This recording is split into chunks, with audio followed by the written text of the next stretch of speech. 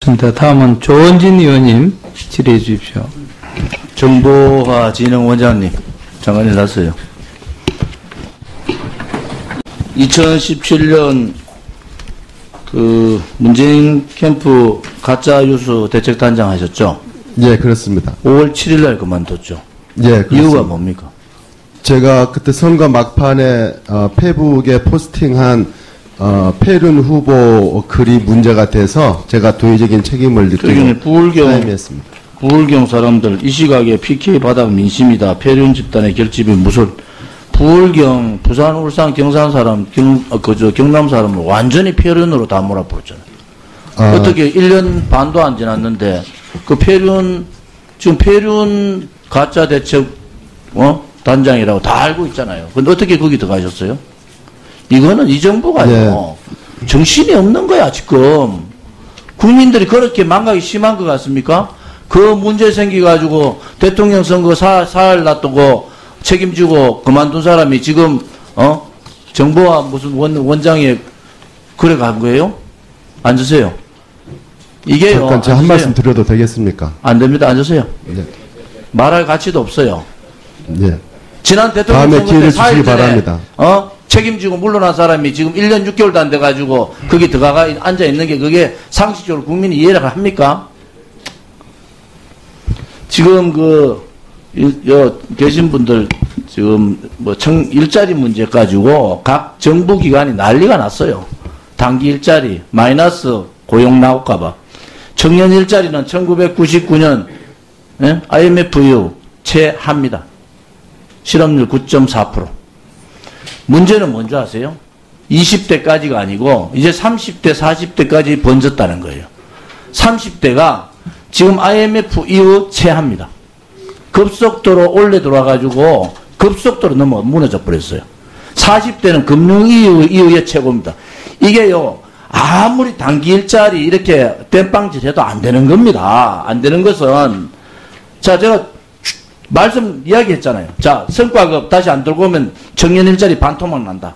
두 번째, 지금 최저임금 인상 이대로 가면 다 죽는다. 세 번째, 근로시간 단축, 시간 가지고 해라. 이거 안 하고요. 무슨 그렇게 똥꼬집이 많습니까? 이렇게 지표상으로 다 나오는데 단기 일자리를 공공기관 공기업에다가 그것도 밑에 하청 주는 거기까지 해가지고 겨우 일자리 땜빵 3개월짜리, 2개월짜리. 교통공단에 지금 1100명? 교육사? 이게 말이죠.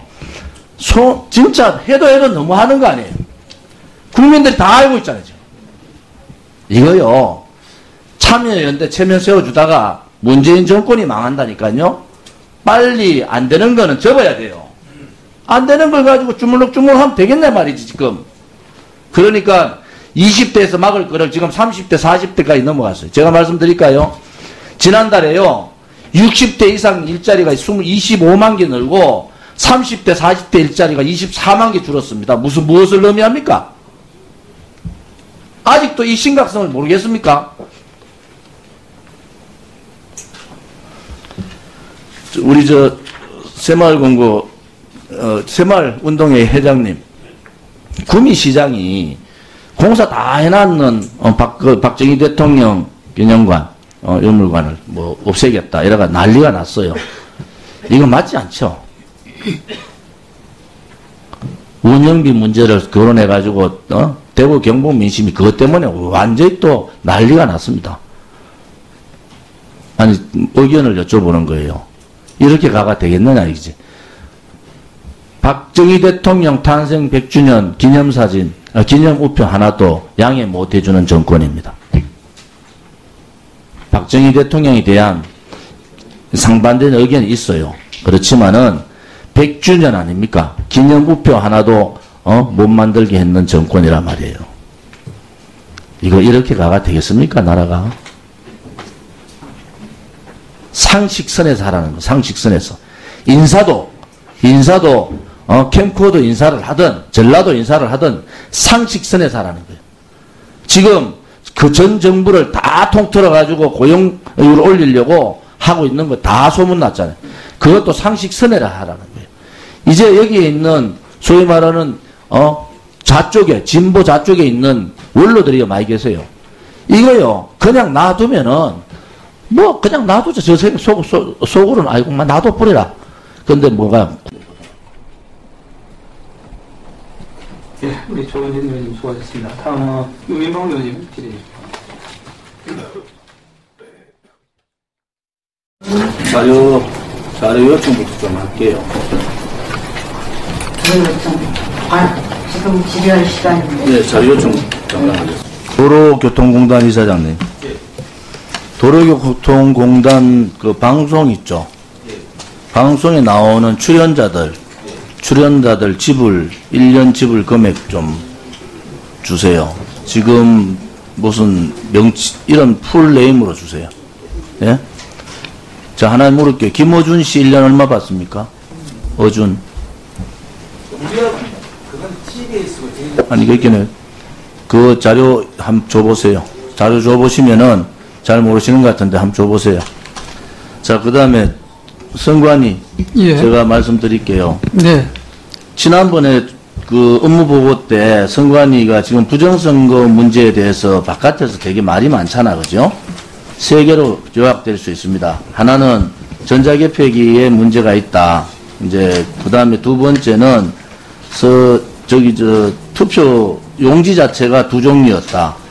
세 번째는, 그 투표지에 신뢰가 없다. 이거 세 가지인데, 그래서 제가 그런 이의를 제기하는 분들하고 좀 대화를 좀 나눠봐라 했는데 대화 나눴습니까?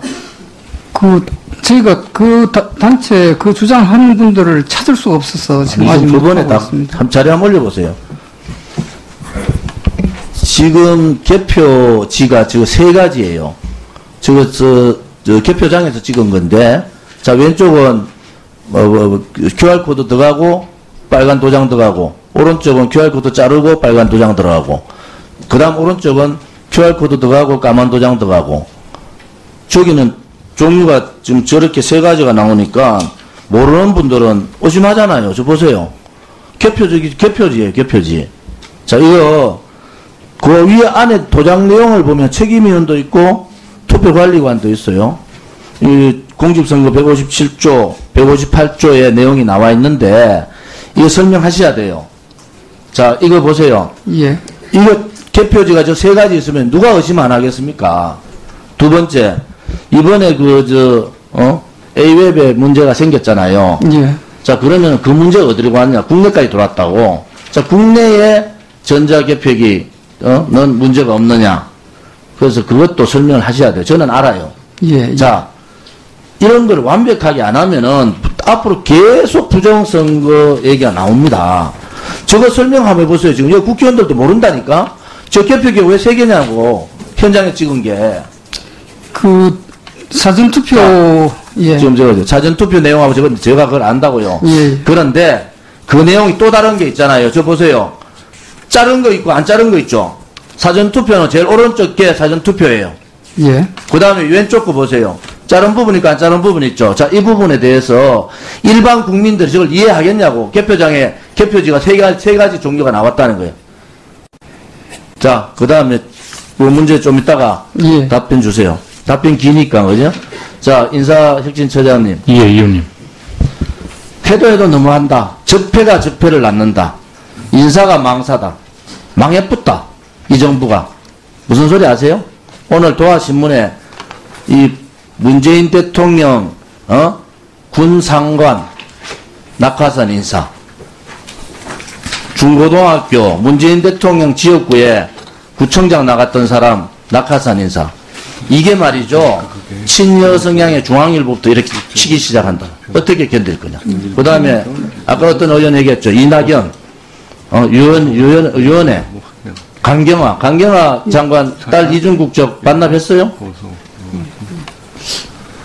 저는 인사혁신처장 그거 몰라요? 예, 그럼 뭐하고 그거 앉아 있습니까? 반납했어. 확인해 보겠습니다. 행안위에 8개 기관에 21명이 캠코더, 제가 말했죠. 전부 캠코더다. 전라도, 캠프, 코더, 더불어민주당. 제가 이름 안 부르겠습니다. 해도 너무 하는 거예요. 지금 정무위 환노위 60% 이상, 행안위 소속 기관 47%.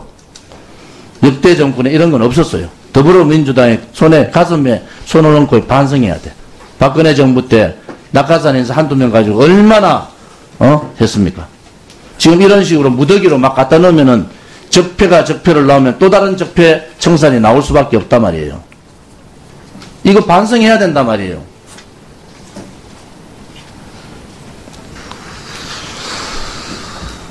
우리 새마을 중앙회 회장님, 제가 김부겸 장관한테 뭐 이런저런 질문했는데 그건 알고 계실 것 같고, 그죠?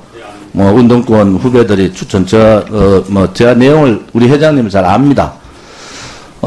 자유총연맹하고 새마을하고 바르게는 벌써 각 지역마다 봉사단체로 자리를 잡았어요. 어느 지역을 가도, 영호남을 떠나서 어느 지역을 가도 거기에 가장 많은 봉사를 하는 분들이 세 단체입니다. 여기에 이 자존심을 살려줘야 된다. 그래서 세 분이 정치적인 중립을 지키면서 자존심을 살려달라. 그 다음에 새마을 운동에 대해서는 우리 회장님이 조금 전에 말씀하신 거 제가 들었어요. 새마을 운동 적폐 아닙니다. 그러고 적폐라고 얘기했다가 그 다음 해외 나가서 말씀을 들었잖아요. 지금 얼마나 많은 사람들이 새마을 운동을 배우러 오냐. 우리가 잘한 거는 우리가 잘한 대로 나름대로 우리가 홍보도 하고 자존심을 지켜야 되잖아요. 이거를 그냥 적폐로 한목에 다 몰고 가 버리면은 어떡하겠다는 거냐. 그래서 소위 말하는 운동권에서 존경받는 분이니까 새마을 중앙회 회장에서도 그분이 정말 정치적인 중진으로 존경을 받을 수 있었으면 하는 바람입니다. 자유총명 총재님, 해외 방랑생활 많이 하시다 왔죠? 문재인 정권 들어와서 안 나타나시려고. 자유총명 총재 안 하시려고 하신 것도 알고 있어요. 그만큼 가기 싫은 거 하신 것 같아요. 그런데 기왕 간 김에 자존심 좀 지켜주세요. 자유총연맹의 자존심을. 우리 바르게 살기 협의 회장님, 제가 무슨 말씀 드린 거 아시겠지 않습니까? 조금 그래도 이 정부에서도 중립적인 생각을 가진 사람들이 있더라. 왜 좌파들은 가기만 가면 한쪽 눈으로 보냐? 그렇지 않은 사람들도 있더라. 이것 좀 보여주면 좋겠다. 저는 솔직히 그렇게 좀 부탁을 드리고 싶습니다.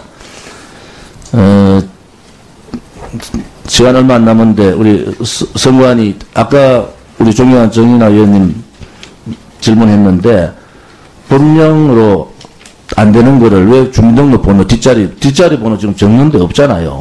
예. 그럼 선관위도 없애야지. 그건 뭐 길게 이렇쿵 저렇쿵 얘기합니까? 국민들이 정당 참여의 자유가 있잖아요. 그런데 주민등록번호 말고 뒤에 번호까지 다 적어라. 생년월일 말고. 그거 안 적잖아요. 그래서 그것도 부합 문제도 있다고. 이 문제는 좀 정리하는 게 좋겠다. 그 다음에 제가 좀 설명해 보세요. 예, 답변 드리겠습니다. 입당 월세 주민등록 문제는 아까 정인아 의원님께 제가 답변 드린 대로 저희들이 규칙을 어차피 개정하려면 위원회의에서 의결을 해야 됩니다. 그래서 위원회의 정식으로 보고해서 입장 정리를 하도록 하겠습니다. 하고 투표, 아까 말씀하신 것 중에 세 가지인데, 하나는 이제, 콩고 같은 데 쓰는 터치 스크린하고 국내에 쓰는 투표지 분류기하고 어떻게 다르냐 이 말씀인데요.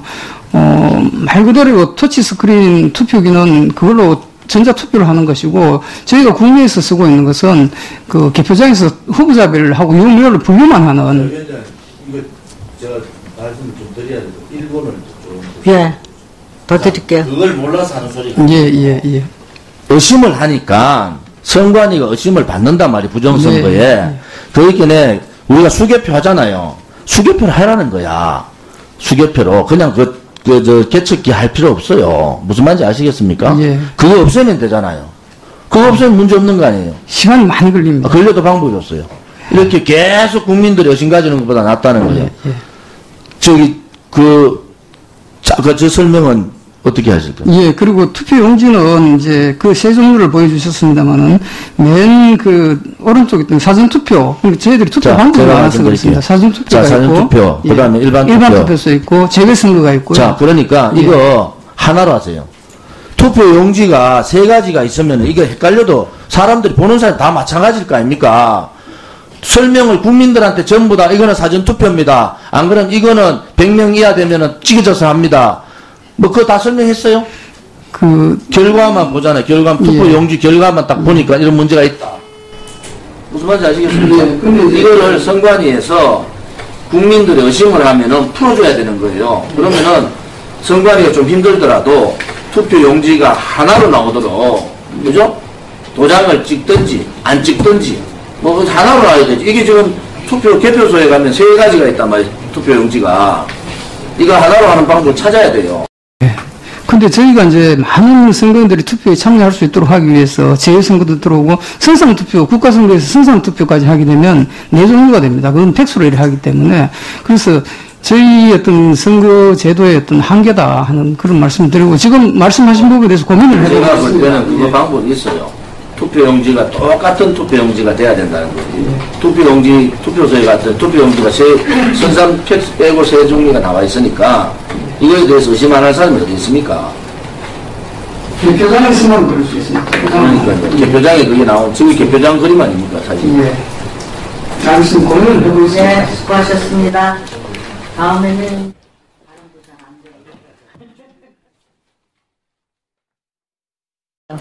우선 3가지 정도 자료 요청하겠습니다. 지난 전체 회의 때 제가 장관님께 3월 10일, 2017년 3월 10일 헌법재판소 앞에서 무저항하던 4분이 돌아가셨다. 현장에서, 그죠? 예, 그 이야기 그 하셨습니다. 다음에 9분이 실종되고, 그 실종 포함해서 26분이 경상, 중상으로 병원으로 갔어요.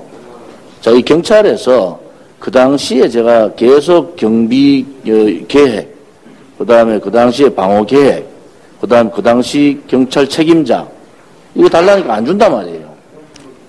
아니, 지금 그 현장에서 4분이 돌아가셨는데, 그러니까 그 자료를 장관님 좀 자료 요청을 저희들이 하고 있는데, 제가 행안부에 다시 요청할게요. 3월 10일 날 4분 돌아가시고 26사람이 중경상 입은 건 맞아요. 그건 소방청에서 제가 받았어요. 그거는 팩트란 말이에요.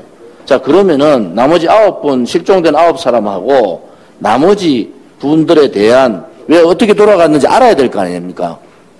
이게 대낮에 그것도 10시부터 오후 3시 사이에 이렇게 4분이 그 현장에서 돌아가시고, 한 분은 버스에 떨어져서 돌아가시고, 한 분은 경찰 스피커에 맞아서 돌아가셨는데, 아무튼 그거에 대한 자료를 좀 요청을 할게요. 행안부에다가. 두 번째는요. 예. 10,000원, 20,000원 냈는 2만 3천 명이 아닙니다. 4만 5천 명 계좌를 틀었어요. 4만 5천 명. 이 경찰이 할 수 없는 일을 한 겁니다. 자유민주주의 국가에서. 10,000원, 20,000원 낸 사람 4만 5천 명 계좌를 틀었다. 제가 장관님께 지난 전체 회의 때 말씀드렸어요. 자, 이 자료 좀 주십시오. 이 자료를 경찰이 시인을 했단 말이에요. 그러면 4만 5천 명을 어떻게 틀었는지, 이게 있을 수 없는 일을 한 거 아닙니까? 상식적으로 우리 장관님도 민주화운동에 이 자료 좀 주세요. 자료 요청만 할게요. 세 번째는 지금 공무원 정원에 따른 공무원 연금공단에서 재정 추계가 나왔습니까? 자, 국회 예산처는 재정 추계를 냈어요. 자, 그런데 공무원 17만 4천 명을 내리면 공무원 연금공단에서 재정 추계가 한 3개월 하면 나오거든요. 그거를 받으셨는지. 예, 그리고 공무원 연금 예, 오전에 말씀드렸습니다만은 아마 기재부는 작년에 우리가 늘리려고 하는 5년 내에 제가 질문 안 할게요. 그냥 자료만. 네. 자, 공무원 연금공단에서 재정 추계를 했으면은 그 재정 추계를 공개를 하고 저한테 자료를 좀 주십시오. 저 질문하겠습니다. 아무튼 그 공무원 17만 4천 명을 늘리면은 오늘 보니까 연금만 92조, 그 다음에 공무원 임금까지 하면은 30년 잡아서 372조. 제가 볼 때 공무원 연금공단 재정 추계하면 400조 넘습니다. 그 부분에 대해서 좀 간과하시면 안 됩니다. 이거는요, 현재 세대들한테는 세금으로 메아야 되고, 미래 세대는 연금을 책임져야 되기 때문에 이 공무원 17만 4천 명 그냥 늘려가지고 일자리 확충하는데 실질적으로 공무원 늘려가지고 8월달 통계 몇 명 늘었습니까? 3천 명 늘었어요. 60세 이상 25만 명 늘고 30세, 40세 24만 명 줄었습니다. 결국은 뭡니까? 공공근로 세금으로 떼우는 자리 20만 개 늘리고 실질적으로 생산직에 있는 30대, 40대가 24만 개가 준 거예요. 심각한 상태단 말이에요. 지금 정부의 입장을 이해는 하지만은 공무원을 이런 식으로 늘려가지고 재정을 이런 식으로 죽이면은 공무원 연금이 빵꾸납니다. 자, 이 문제 심각하게 주무장관이시니까 이거 그냥 공무원 공약했을 게 늘리자. 성과급 폐지했잖아요. 지금 제가 말씀드리는 거, 여러분들 정년연장 2년 했지 않습니까? 민노총의 제1 과업이 뭡니까? 성과급 폐지잖아요. 지금 문재인 정부 들어오자마자 성과급 2달 만에 성과급 폐지했지 않습니까? 그러면은 젊은 일자리 반토막 납니다. 이거는 상식이에요. 어쩔 수 없이 공무원 늘린 거예요. 자, 그러면은 그 공무원 늘렸는 데 따른 세금 문제를 어떻게 할 거냐? 이거 하나 있고요. 이 문제에 대해서는 전 국민들이 심각하게 생각해야 된다. 지금 이 정부의 가장 경제적인 맹점이 뭐냐? 소득주도 성장, 최저임금 몰아붙인 거예요. 경제 전반에 대한 경제, 시스템에다가 찬물을 끼얹어 버렸다고. 잘 되지 않습니다. 제가 볼 때는 잘못된 정책이고 실패한 정책은 빨리 바꿔야 됩니다. 공무원도요, 17만 4천 명? 야, 그럼 330조, 지금 오늘 나와서 372조. 이거요, 한 가구당 몇 천만 원 돈이 들어가는지 아십니까? 한 가구당. 이런 정책은 전 세계에 없습니다. 그리고 공무원이 일본은 우리나라 인구의 배, 영국은 1.5배입니다. 공무원 숫자 한번 비교해 보십시오. 주무장관으로서 실질적으로 공무원 숫자가 어떻게 되느냐 한번 비교해 보면 우리가 얼마나 무모하게 공무원 숫자를 늘렸는지가 나오지 않습니까? 자, 두 번째, 한테를 몰아서 답해 주세요. 제가 4.27 선언했을 때 지금 이 경협비용부터 시작해서 그 안에 보면은 14선언을 이행한다까지 돼 있어요. 14선언 150조 들어갑니다. 거기에 플러스 해가지고 200조 들어간다 했어요. 더불어민주당 저보고 그 허위사실 유포라고 고발했어요. 그 다음 주에 포천지에서 뭐라고 나왔습니까? 2100조 들어간다고 했어요. 포천지가 분리했어요. 2100조 중에 한미, 중일 4개로 나누면은 대한민국 GDP의 18% 대한민국이 부담해야 될 게 아주 구체적으로 나와 있습니다. 그게 허위사실입니까? 18%는 얼마입니까? 대한민국이 1555조 GDP가. 그러면은 명목소득, 실질소득 뭐 비교 빼고 큰 거 빼고 작은 걸로 1555조 18% 얼마입니까? 300조입니다. 대한민국이 네 나라가 나눠가지고 경협을 해도 예? 이 비핵화 비용을 처리해도 300조 더 가는 겁니다. 자, 그러면은 주무장관이 무슨 장관이냐? 지방정부는 어떻게 봅니까? 지금 지방정부 얘기하는데 지방정부의 국세대 지방비의 비율이 8대2잖아요. 그렇지 않습니까? 자, 지방정부가 목을 메고 7대3으로 좀 하자. 6대4로 하자. 6대4 하는데 48조 더 갑니다. 6대4 하면은 지방이 다 살아요.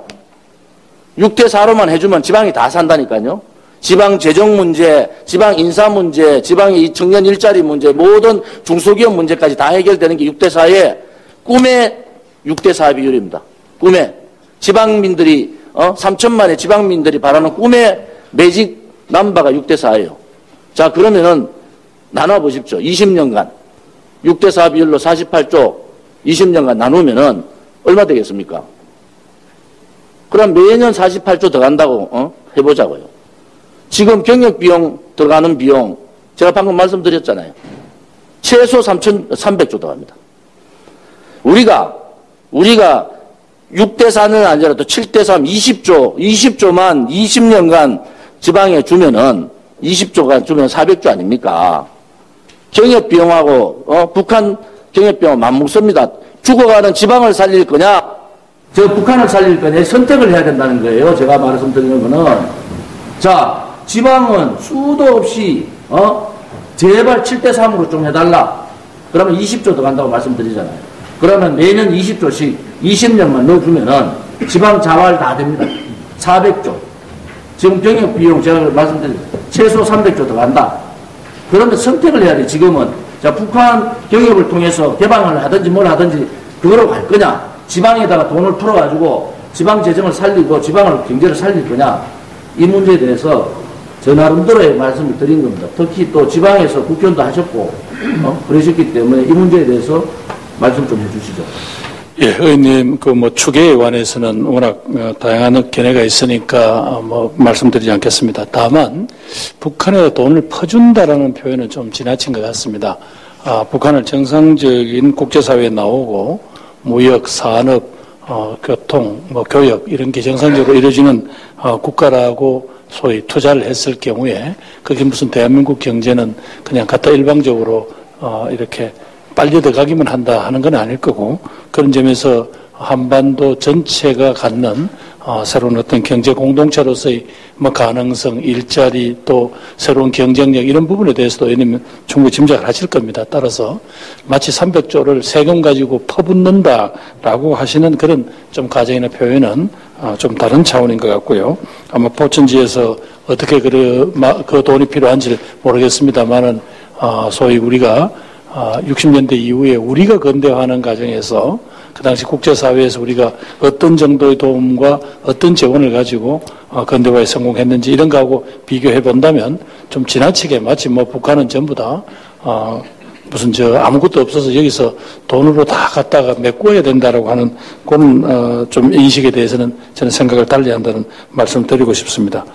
공공부문 비대화 문제를 이야기를 하지만 결국 이제 재정당국은 늘 어떤 상황에서도 물론 지금 현재 공무원 부분은 전체 예산의 8% 인건비는 8% 수준에서 늘 관리하고 있다. 그래서 마치 그 사람 채용해서 거기다 돈을 퍼붓는다고 하는 인식에 대해서는 재정당국은 강하게 부인하고 있습니다. 그럼 그걸 넘어서서 의원님께서 말씀하시는 공공부문 전체로 봤을 때 우리가 정말 턱없이 공무원들한테 혹은 공공부문에 의한 공기업 이런 데 대한 그냥 소위 일은 별로 보람있게 부가가치 생산도 안 하는데 그냥 돈을 퍼붓고 그 사람들 밥만 먹이는 거 아니냐라는 지적에 대해서는 해외에서 그 비슷한 부분들하고 비교를 해본다 하더라도 한국의 공공부문이 그렇게 의원님이 생각하듯이 무모할 정도로 비대화되거나 이러진 않았다라는 그 말씀을 드리고 싶습니다. 아마 의원님께서 여러 가지로 조금 더 구체적인 수치를 가지고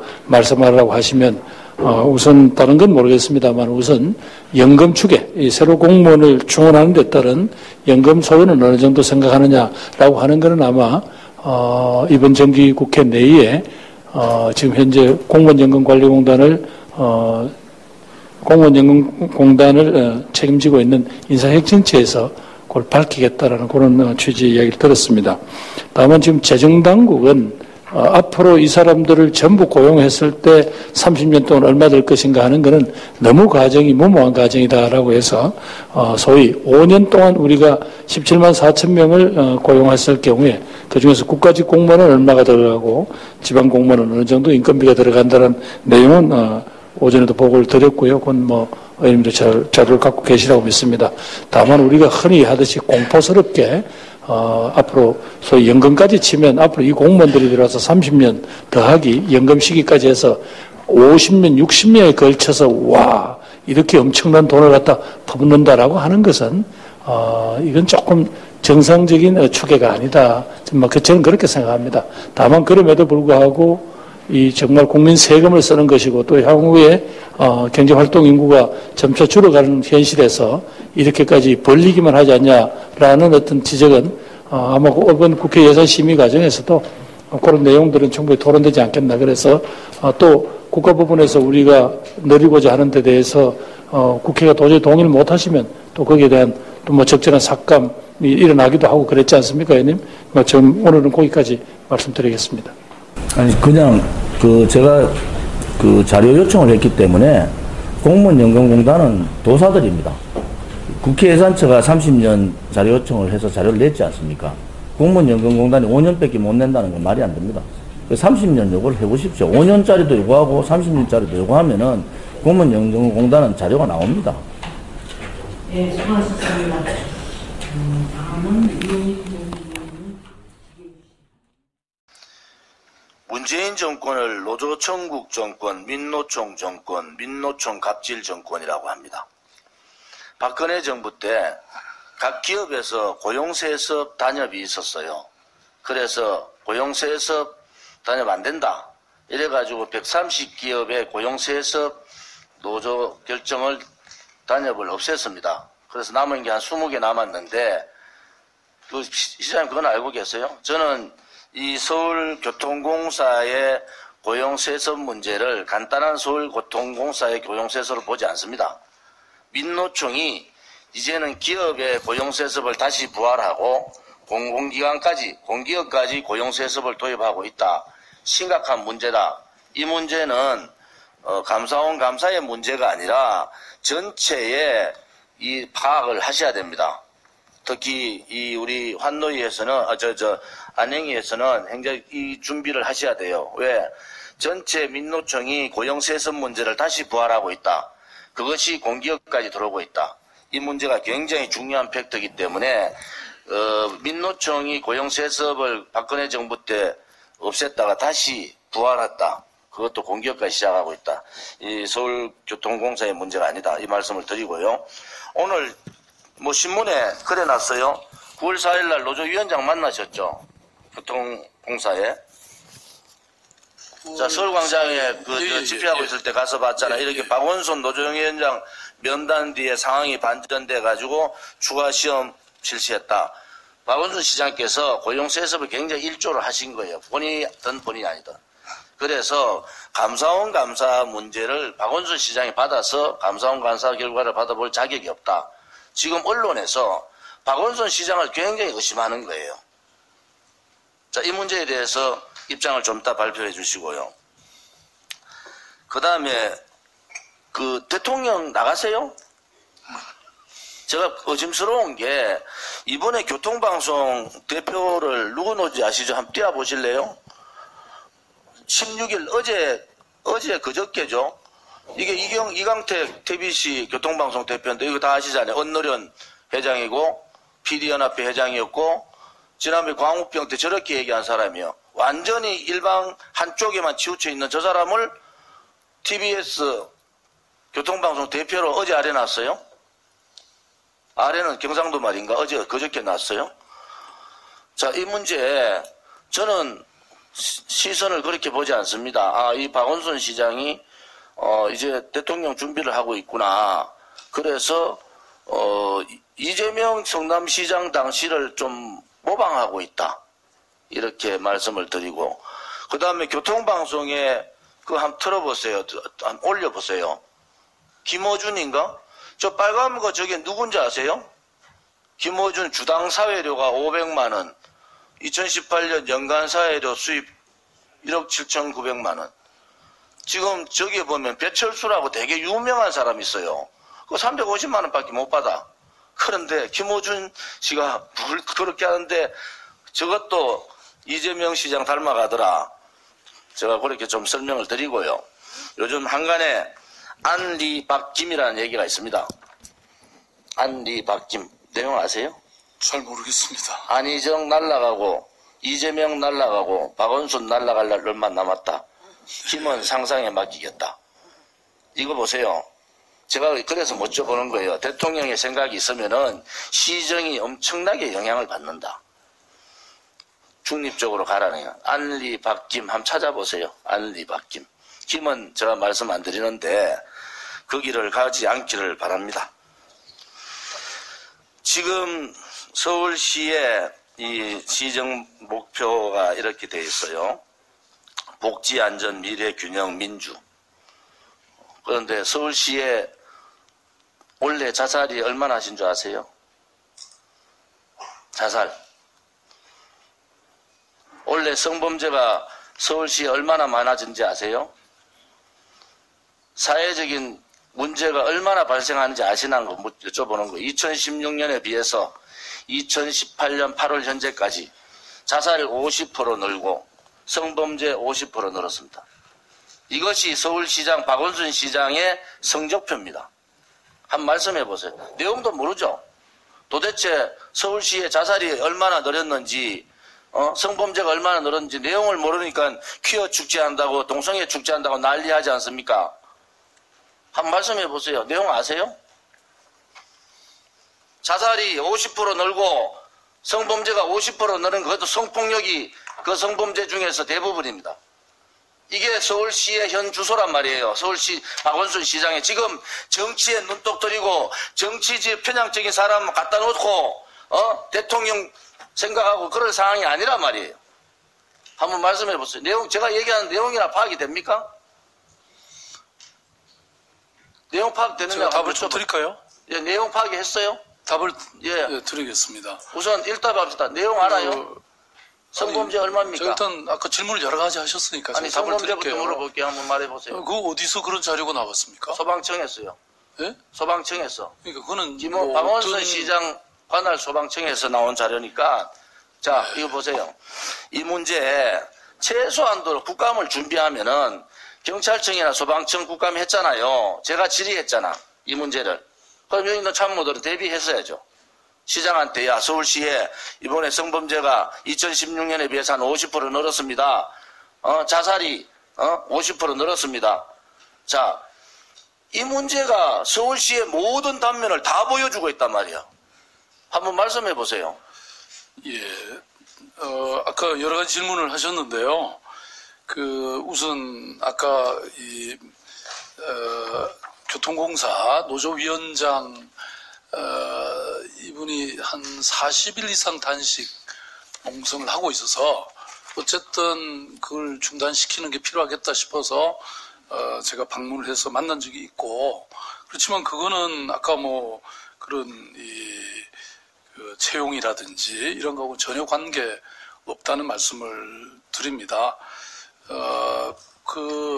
고용 세습이라는 것은 저는 있을 수가 없다고 생각하고, 이런 측면에서 이 채용상의 불공정이라든지 이런 것은 뭐 제 스스로 용납할 수 없는 일이고, 그래서 추후라도 그런 일이 있으면 거기에 대해서는 철저히 하겠다는 그런 말씀을 드립니다. 그 다음에 제가 지금 계속 뭐 대통령을 바라보고 있다 이런 말씀을 하시는데, 저는 처음부터 그런 말씀을 드렸습니다. 제가 살아오면서 저는 무엇이 되겠다고 목표를 하기보다 무슨 일을 하겠다고 늘 생각해 온 사람이다. 그리고 그런 결과에 제가 해야 될 자리는 저절로 주어지더라. 저는 그런 철학과 신념을 갖고 늘 일해왔습니다. 지금 서울이 천만 인구를 가진 도시고, 사실 지금 세계적으로도 여러 가지 평가가 있습니다만, 좀 할게요. 네, 제가 말씀을 마치도록 하겠습니다. 네. 제가 제 말씀을 마칠 테니까. 자, 제 질문하고 말씀 드릴 시간 제가 지금 말씀을 드리고 있는 중인데 답을 드릴 테니까 충분히 설명하세요. 1분 주신 겁니까? 예, 1분 드릴게요. 다음 제가 불러드릴게요. 2016년 서울시 성범죄자 7,905명, 2018년 8월까지 12,049명. 그 다음에 자살 신고입니다. 신고. 2017년 1,952명, 2018년 8월까지 2,774명, 42%, 2016년에 비하면 60% 가까이 됩니다. 자, 이거 데이터 좀 받아보시고요. 그 다음에 학교폭력, 2016년에 비해서 학교폭력이, 배거의 증가했어요. 자, 그러면은, 이런 문제에 대해서 시장께서 제대로 아셔가 서울시가 이렇게, 힘든 상황들이 있구나. 그냥 장밋빛으로 이렇게 막 복지, 안전, 미래, 균형, 민주 뭐 이렇게 하면 뭐합니까? 속이 다 굶어 터졌는데. 자, 말씀하십시오, 이제. 예, 지금 방금 주신 통계 자료는 물론 제가 한번 확인해 보겠습니다만은, 이게 여러 가지 지수나 이런 게 등락이 있는 법이죠. 그런데 예컨대 지금 말씀하신 5대 범죄 발생 건수는 지속적으로 감소하고 있습니다. 2012년 대비해서는 약 22%가 줄어들었고요. CCTV 확충이라든지 뭐 여러 가지 저희들이 셉티드라든지 자살 얘기하는데 무슨 5대 범죄를 얘기합니까? 아니 가장 중요한 문제가 자살하고 성범죄 문제를 얘기하는데 5대 범죄 얘기를 하는 아니 그러니까 그거는 제가 확인을 해볼게요. 그 자료는 지금 안 가지고 있어서. 그런데 성범죄만 하더라도 여러 가지 원인은 지금 객관적 결과는 제가 좀 이따 확인을 해보겠습니다만은 예컨대 최근에 미투 운동이 굉장히 활발해졌잖아요. 그러면서 뭐 단기적으로 저는 넣을 수는 있다고 생각합니다. 그렇지만 서울시는 안심 도시에 관한 여러 가지 정책을 시행하면서 전반적으로는 저는 좋아지고 있다고 생각하고 있고요. 그거는 제가 확인해서 나중에 따로 말씀을 드리도록 그렇게 하겠습니다.